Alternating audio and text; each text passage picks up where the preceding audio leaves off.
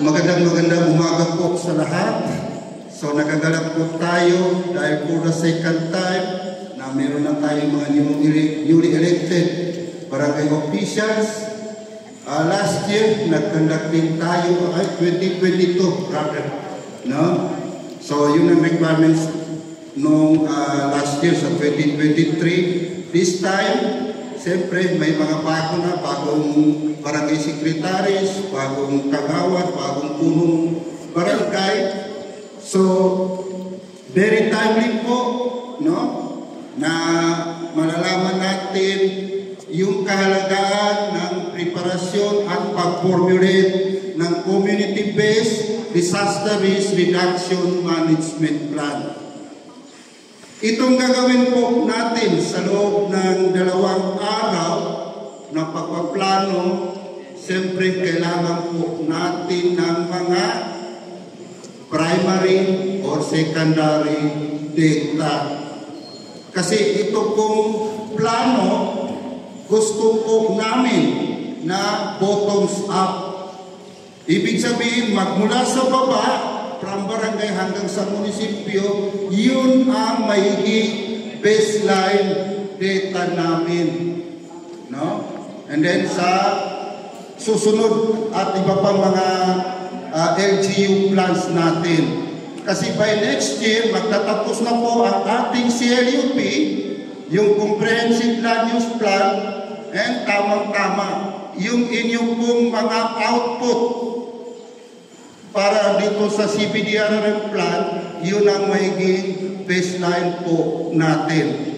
So alhamdulillah, no, binigyan po tayo ng opportunity, ng pagkakataon, no, ng ating Municipal Mayor at MDRRM Chair, si Honorable Dato Tukaw Mastura CPA, no, para po sa mga capacity building program para po sa DNR. So ito na siya, kasama na po ang environmental management. Siyempre, nauna na yung ating ICS.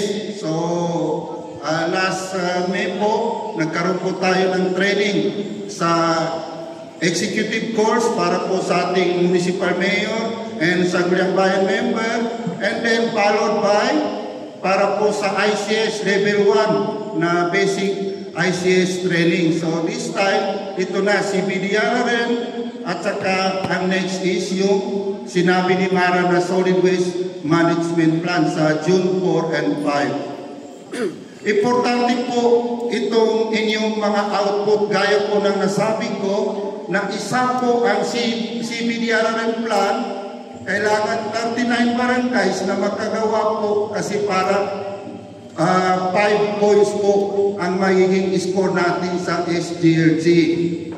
No? Kailangan po yun kasi nakapirma po ako doon sa certification na 100% ang lahat ng barangay, 39 barangays na mayroong CBDRRM. Kaya itong gagawin po ninyo, nabigyan na po kayo, no, ng mga para po sa workshop activity.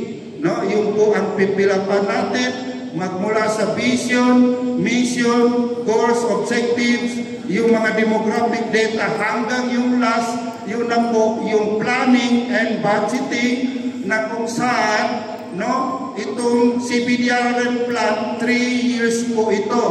So mag-start po tayo sa 2024 this year hanggang sa 2027. And then by the year 2020, siyempre, another CBDRRM. Kasi kaya rin sa CDPA natin na 3 years. So, yung po ang pagpaplanuhan natin, yung mga PPS natin sa projects, programs, and activities para sa year 2024, 25, 26, and 27. Kasi importante po yung na ang source of funds po natin, siyempre, manggagaling sa ating 5% na kung saan ang 30% para sa quick response fund and 70% para po sa ating mitigating, no, funds. So, yun po ang kahalagaan nitong CBDRRM kasi kami, no, sa totoo lang, no, hindi po na makumpleto ang ating MDRRM plan kung wala po yung mga data na galing po sa inyo. Kayo yung mga barangay officials ang nakakaalam sa mga environmental na mga geophysical na area ninyo, barangay ninyo, data ninyo. So, hindi ko na po patatagalin. Sana sa loob ng 2 araw, makakagawa po tayo ng yung itong CBDRRM plan.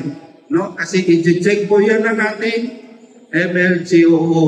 So maraming salamat. Wassalamualaikum warahmatullahi ta'ala wabarakatuh.